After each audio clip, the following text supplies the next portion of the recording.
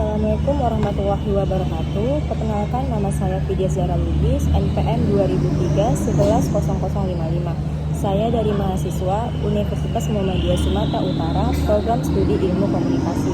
Di sini saya ingin menjelaskan sedikit tentang materi kuliah manajemen penerbitan public relation yang berjudul Manajemen Krisis Komunikasi.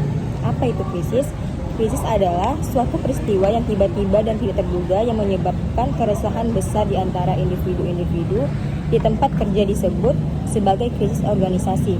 Dengan kata lain, krisis didefinisikan sebagai situasi darurat yang mengganggu karyawan serta menyebabkan ketidakstabilan dalam organisasi. Krisis mempengaruhi individu, kelompok, organisasi, atau masyarakat secara keseluruhan. Karakteristik krisis yaitu yang pertama adalah krisis adalah rangkaian peristiwa yang mengganggu secara tiba-tiba yang merugikan organisasi. Yang kedua, krisis umumnya muncul dalam waktu singkat. Dan yang ketiga, krisis memicu perasaan takut dan ancaman di antara individu. Ada beberapa kategori krisis yaitu yang pertama, krisis teknologi, keuangan, alam, konfrontasi, penipuan atau kriminal, kesalahan organisasi, dan kekerasan di tempat kerja. Ada 4 kategori tambahan. Yang pertama itu hoax, yang kedua radikalisme, yang ketiga eksklusi keagamaan atau fanatik buta, dan yang keempat perilaku sosial menyesatkan. 3 ancaman terkait krisis yaitu yang pertama ada keamanan publik, yang kedua kerugian finansial, dan yang ketiga kehilangan reputasi. Di sini saya juga akan menjelaskan mengenai pengertian manajemen krisis.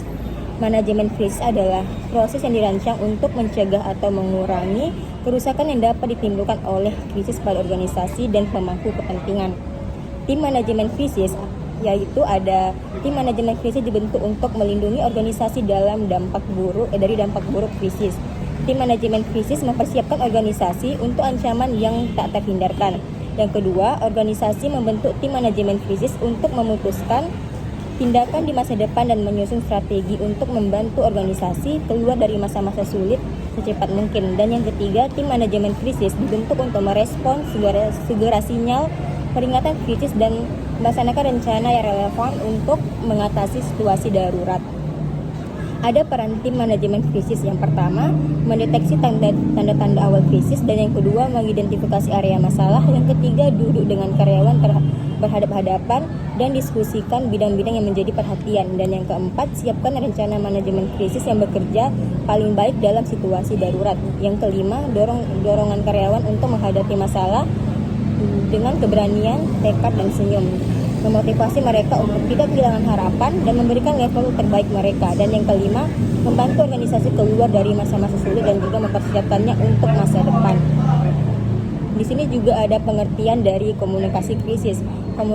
Komunikasi krisis adalah inisiatif yang bertujuan untuk melindungi reputasi organisasi dan mempertahankan citra publiknya. Proses komunikasi krisis yang pertama, karyawan tidak boleh mengabaikan salah satu pihak eksternal dan klien penting. Yang kedua, media tidak boleh diabaikan. Jawab pertanyaan mereka, menghindari media membuat situasi semakin buruk. Yang ketiga, pastikan informasi yang Anda miliki akurat. Yang keempat, spesialis komunikasi krisis harus belajar mengambil keputusan dengan cepat. Yang kelima, pastikan informasi dijaga kerahasiaannya. Yang keenam, tindakan serius harus diambil terhadap karyawan yang berbagi informasi dan data dengan pihak eksternal. Dan yang keenam, berbagi data dengan pihak eksternal dianggap sangat tidak profesional dan tidak etis serta merusak reputasi organisasi. Dan di sini juga ada 10 langkah komunikasi krisis. Yang pertama adalah antisipasi krisis, yaitu di mana proaktif dan bersiap menghadapi krisis. Kumpulan tim komunikasi krisis untuk sesi curah pendapat intensif tentang semua potensi krisis yang dapat terjadi di organisasi. Dan yang kedua, ada identifikasi tim komunikasi krisis, di mana tim komunikasi krisis ini organisasi idealnya CEO organisasi, eksekutif, hubungan masyarakat, dan penasihat hukum perusahaan sebagai penasihat utamanya. Dan juga ada jika eksekutif PR internal tidak memiliki keahlian komunikasi krisis yang memadai, ia dapat memilih untuk mempertahankan agensi atau konsultan independen dengan spesialis itu. Anggota tim lainnya biasanya adalah kepala divisi organisasi utama. Karena situasi apapun yang naik ke tingkat krisis akan mempengaruhi seluruh organisasi, dan terkadang tim juga perlu menyertakan mereka yang memiliki pengetahuan khusus terkait dengan krisis saat ini, misalnya pakar khusus subjek. Lalu yang ketiga ada identifikasi dan latihan juru bicara. Setiap tim komunikasi kritis harus memiliki orang-orang yang telah disaring sebelumnya dan dilatih untuk menjadi juru bicara utama dan cadangan untuk saluran komunikasi yang berbeda. Semua juru bicara organisasi selama situasi kritis harus memiliki keterampilan yang tepat, posisi yang tepat, pelatihan yang tepat. Juru bicara tidak hanya dibutuhkan untuk komunikasi media, tetapi untuk semua jenis dalam bentuk komunikasi, internal dan eksternal.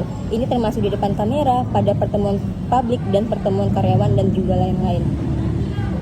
Lalu yang keempat ada pelatihan juru bicara. Semua pemangku kepentingan internal dan eksternal punya potensi sama untuk salah paham atau menafsirkan informasi tentang organisasi seperti halnya media. Humas bertanggung jawab untuk meminimalkan kemungkinan salah paham terjadi. Pelatihan juru bicara untuk siap merespon dengan cara yang mengoptimalkan respon semua pemangku kepentingan. Lalu yang kelima ada membangun sistem pemberitahuan dan pemantauan, di mana sangat penting sebelum krisis untuk membangun sistem pemberitahuan yang memungkinkan menjangkau pemangku kepentingan dengan cepat menggunakan berbagai modalitas. Bencana penembakan kampus Virginia Tech, di mana email adalah satu-satunya cara untuk memperingatkan siswa pada awalnya, membuktikan bahwa menggunakan modalitas tunggal apapun dapat memperburuk krisis. Lalu ada sistem pemantauan, pengumpulan data intelijen adalah komponen penting dari pencegahan krisis dan respon krisis. Mengetahui apa yang dikatakan di media sosial, di media tradisional oleh karyawan, pelanggan, dan pemangku kepentingan lainnya seringkali memungkinkan menangkap tren negatif yang jika tidak dikendalikan berubah menjadi krisis. Demikian juga memantau umpan balik dari semua pemangku kepentingan selama situasi krisis memungkinkan untuk secara akurat menyesuaikan strategi dan taktik. Memantau pemangku kepentingan lainnya berarti melatih personel yang memiliki kontak garis depan dengan pemangku kepentingan, misalnya layanan pelanggan, untuk melaporkan apa yang mereka dengar atau lihat kepada pembuat keputusan di tim komunikasi krisis. Lalu yang keenam ada identifikasi dan kenali pemangku kepentingan.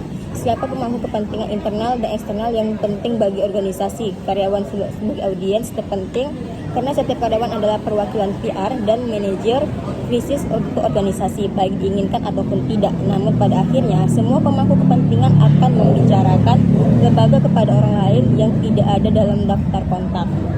Lalu yang ketujuh ada kembangkan pernyataan holding, menahan pernyataan. Pesan yang dirancang untuk digunakan secara setelah krisis pecah dapat dikembangkan terlebih dahulu untuk digunakan guna berbagai skenario yang dianggap organisasi rentan berdasarkan penilaian yang dilakukan pada langkah pertama dari proses ini. Contohnya, kami akan memberikan informasi tambahan ketika tersedia dan mempostingnya di situs web kami. Pikiran kami bersama mereka yang berada dalam bahaya dan kami berharap mereka baik-baik saja. Lalu yang kedelapan ada pasca krisis, yaitu menilai situasi krisis. Bereaksi tanpa informasi yang memadai adalah situasi klasik tembak dulu dan ajukan pertanyaan sesudahnya, di mana Anda bisa menjadi korban utama. Namun, jika telah melakukan semua hal di atas terlebih dahulu, itu adalah masalah sederhana. Memiliki tim komunikasi krisis yang memberi informasi, memastikan jenis informasi yang tepat sehingga dapat menentukan respon yang sesuai. Lalu yang ke-9 ada menyelesaikan dan menyesuaikan pesan utama. Tim komunikasi krisis harus terus mengembangkan pesan khusus krisis yang diperlukan untuk situasi tertentu. Tim sudah mengetahui dengan pasti jenis informasi apa yang dicari oleh para pemangku kepentingannya. Apa yang harus diketahui para pemangku kepentingan tentang krisis ini tetap sederhana. Memiliki tidak lebih dari 3 pesan utama yang ditujukan kepada semua pemangku kepentingan lainnya, dan jika perlu beberapa pesan khusus audiens untuk kelompok individu pemangku kepentingan. Anda juga perlu menyesuaikan pesan Anda dengan berbagai bentuk media. Misalnya, pesan krisis di Twitter sering bergantung pada berbagi tautan ke halaman luar tempat pesan yang lebih panjang ditampilkan, suatu keharusan karena batas platform 140 karakter. Dan yang ke-10 ada analisis pasca krisis, analisis formal tentang apa yang dilakukan dengan benar, apa yang salah, apa yang dapat dilakukan dengan lebih baik dalam waktu, dan bagaimana meningkatkan berbagai elemen kesiapsiagaan krisis adalah kegiatan lain yang harus dilakukan oleh tim komunikasi krisis. Baiklah, Mungkin itu saja yang dapat saya sampaikan. Lebih dan kurangnya saya mohon maaf. Assalamualaikum warahmatullahi wabarakatuh.